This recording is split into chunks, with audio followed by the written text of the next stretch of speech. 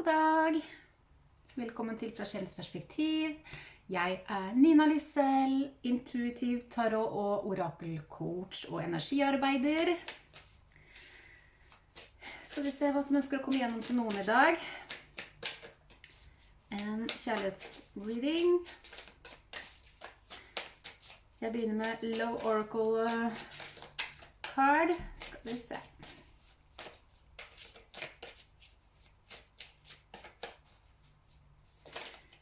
Der hoppa det 2, og der, var det flere som snudde seg. Skal jeg holde? Ja, det var de. Okidok.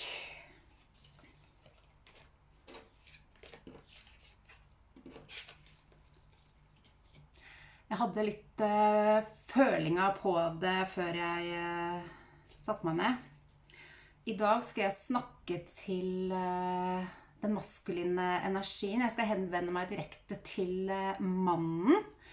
Så ja, alle menn som ser på nå, gleder deg hvis du trukket mot dette budskapet. Og det går jo litt i energiene som allerede rører seg, bare at vi snur perspektivet til mannen og den maskuline energien. Du kan dypest sett være en kvinne som lever ut mer naturlig fra den maskuline energien. Men utgangspunktet det til dere menn i dag. Det første som kom escaping, avoiding, blocking, pushing away. Og neste beauty, charming, graceful, kind-hearted.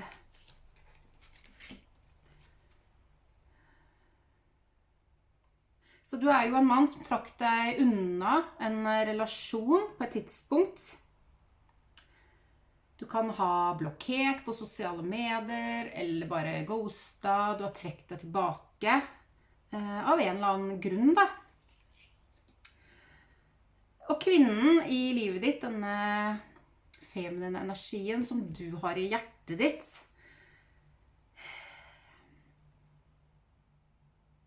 en kvinne som svært, svært omsorgsfull, har et veldig godt, åpent hjerte, veldig sjarmerende.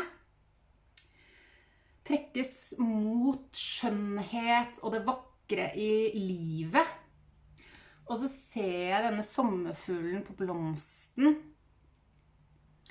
Og jeg får flere følelser. Først så fikk jeg vel den følelsen av at du har vært med på, eller at henne har vært en katalysator for din transformasjon og vekst. Samtidig så ser jeg det fra ditt perspektiv, at du ser på henne som et menneske som sprer mye skjønnhet og glede i livet sitt. Alt hun tar på blomstrer på en eller annen måte. Veldig vakkert indre bilde. Hun sprer på en måte farger og lys uansett hva hun tar på og i omgivelsene hun stort sett. Så hva skjedde? Her det jo noe stolthet eller frykt, ego som ligger til grunn for at du valgte å trekke deg tilbake til tross for denne skjønnheten du kom over. Og jeg ser ordet frykt øverst i tankene mine. Og jeg får en følelse av ikke bare frykt,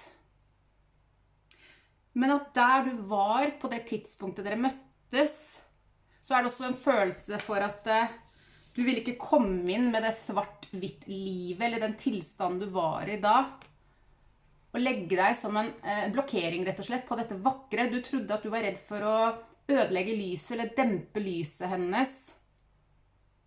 At du ville trekke rett og slett energien og frekvensen hennes ned da, hvis du tillot deg å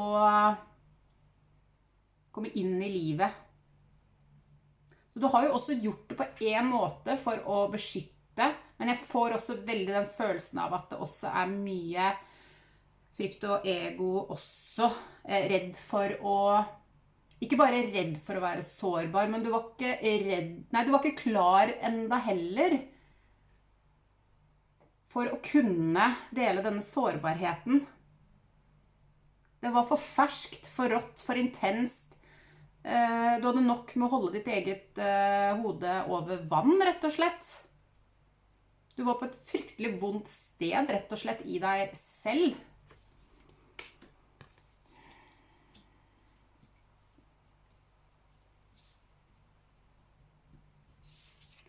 Neste er jo releasing, letting go, moving on, walking away.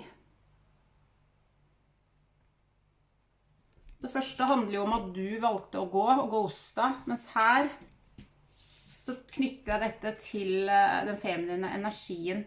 At hun også da på et tidspunkt med sin høye frekvens forstod at her må jeg gi slipp. Her kan ikke jeg bli, det er ikke sunt for meg. Hun valgte seg selv, og det speiler jo denne frekvensen hun er bærer av, som er veldig flott. Hun lever veldig fra et sted av egenkjærlighet og egenverdi.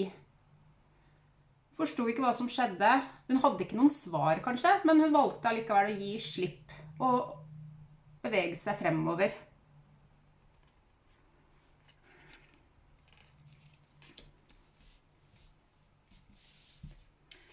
Og det siste som datt ut er mistakes, misunderstood, victim, lost soul. Jeg føler at det handler om alle disse stikkordene, kan du si, fra deg da, den mannen, måtte jeg bare si, du som ser på nå, det er uvanlig, så vant til å prate til kvinner, selv om alt er bare energier.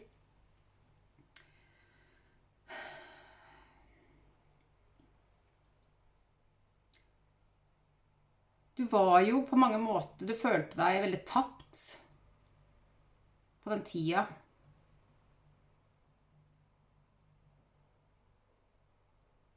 Og du var på mange måter et slags offer for dine egne omstendigheter enda, så det vil si at det var ubearbeidet ting fra egots perspektiv der som du trengte å ta tak i. Når jeg ser på ordet mistakes, det er akkurat som jeg ser dette at denne skikkelsen representerer deg. Månen er jo illusjoner, slør, det skjulte. Det er en mer letthet i energien fra kortet. Så akkurat som at nå nærmer det seg på en måte et ønske om å oppklare, forklare, komme inn med sannheten, lyse opp dette som har vært skjult eller aldri forklart.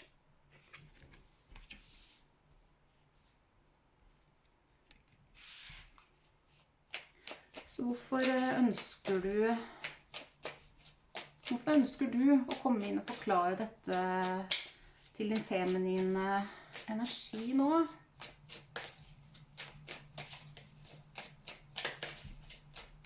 Ja, jeg hører jo ordet healet. Du er på et helt annet sted nå i deg selv.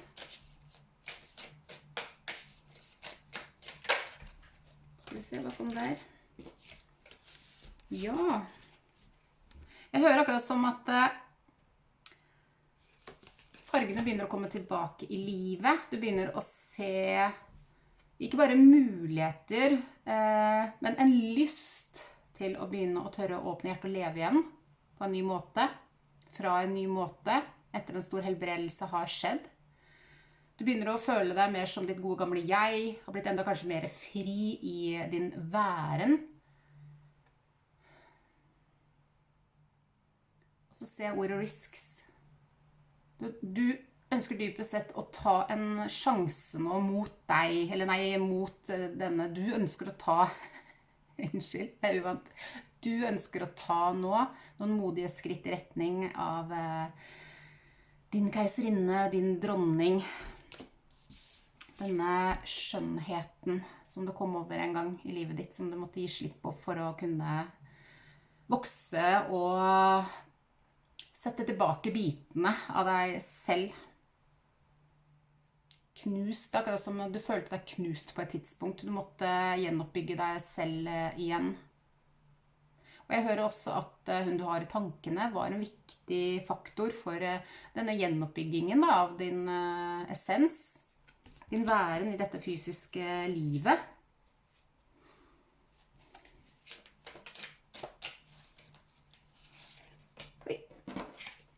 om der.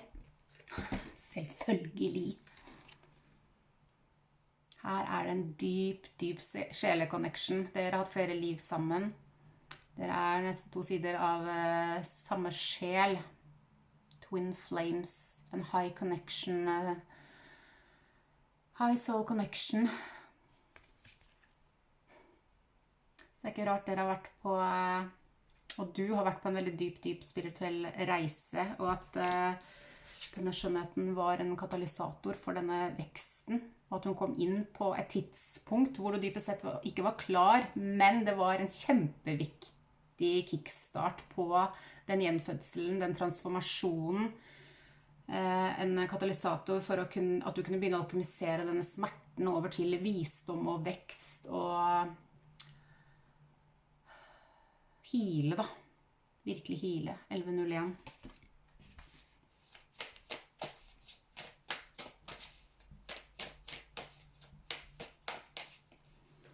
Så vi kan jo spørre, hva det hun tenker og føler om deg?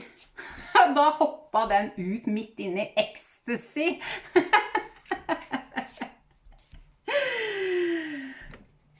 Det bare bobler av glede. Her det noe med halschakra. Oi, oi, oi. Oh boy. Jeg kjenner at dette handler om deg som ser på.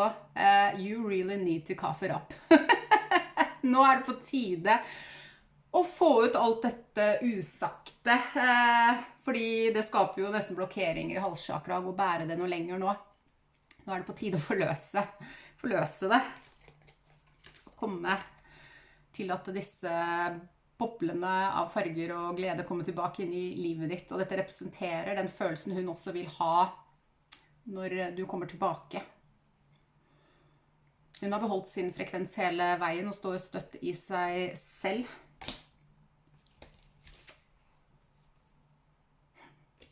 Yes, karma, cause and effect. Denne sirkelen fullendt nå. Den fullendt. Oi. Oi, hva skjer? Skal vi se, skal jeg ha de opp? Ja, jeg skal ha alle de som... Yes.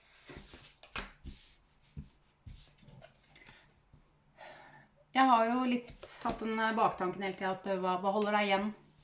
Det ligger jo energien her at du ønsker å komme tilbake til sommerfuglen din, til fargene, hva hun representerer, hvordan du så henne. Du ønsker en ny start. Men det som har holdt deg igjen, og holder deg igjen enda, jo... Du jo redd.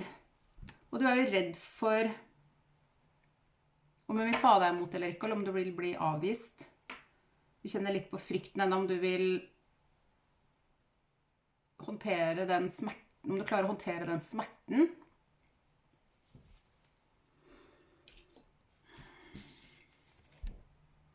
Det ikke bare energetisk sjel eller dyp spirituell connection her. Det mye passion og en veldig fysisk tiltrekning også. Du synes jo denne kvinnen du tenker på helt fantastisk på alle mulige områder. Og du ønsker å komme inn og skape en form for ny start og fred, balanse, harmoni, friendship. Jeg får også denne følelsen av at siden du litt redd for å gjøre dette, så svaret at det vil skape total fred, harmoni og balanse i deres relasjon, din relasjon til henne.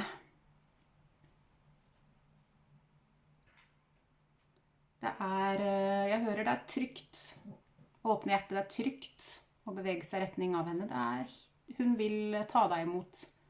Hun vil ikke skjelle deg ut.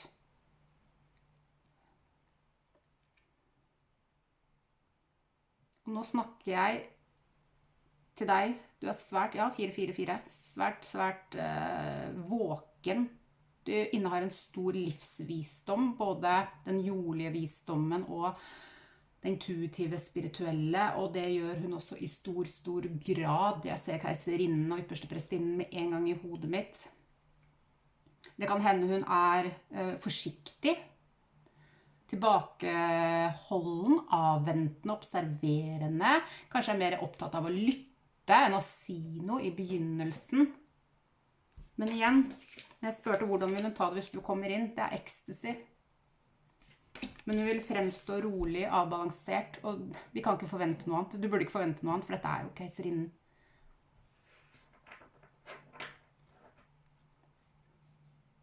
Akkurat som jeg får inn at hun forstår og vet en del.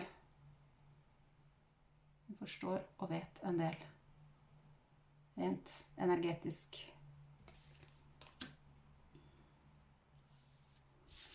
Intimacy. Bonding, sensual, confiding. De inne for å komme inn og åpne hjertet. Og det ikke det at du skal tilstå. Ja, for dere av dere da, som har på en måte unngått, kanskje ghosta eller vært å svare, og det har gått lang tid, og du kan føle på en skam over det, og at du taklet det fryktelig dårlig. Men vet du hva? Denne vakre kvinnen du har i tankene, hun bærer så mye visdom og forståelse på dine vegne at ja, hun har kanskje vært såret og skuffet, men dypest innerst inne så det en veldig sånn der fredfull viten og anerkjennelse og forståelse av at dette kunne jo ikke ha skjedd på en annen måte. Ting har utspilt seg akkurat som det trengte for det høyeste beste, for dere begge to, uten tvil, 1707.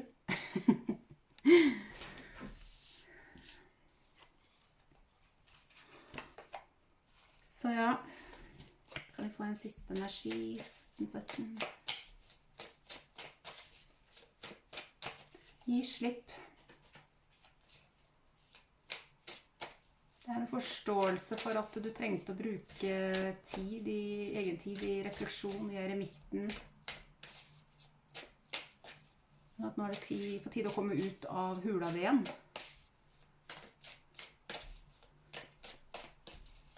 Det vant noe så utrolig vakkert og magisk.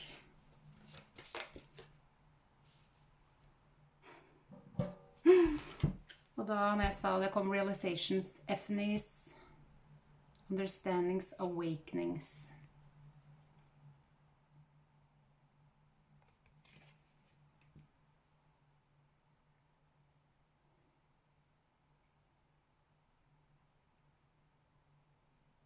Jeg får liksom at det egentlig bare sånn oppsummering på hele prosessen 1818 for dere begge.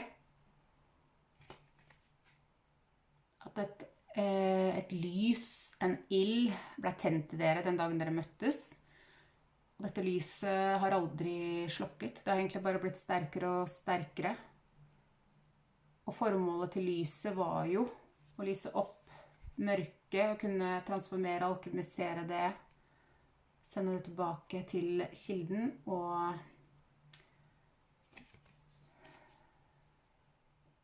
jeg får sånn følelsen at begge har den dype forståelsen innerst inne i hjertet. Selv om kanskje ingenting tilsier dette i det ytre, i det fysiske. Så har dere akkurat som dere har hatt en sånn dyp energetisk kommunikasjon. Eller denne tiden dere ikke har vært i kontakt.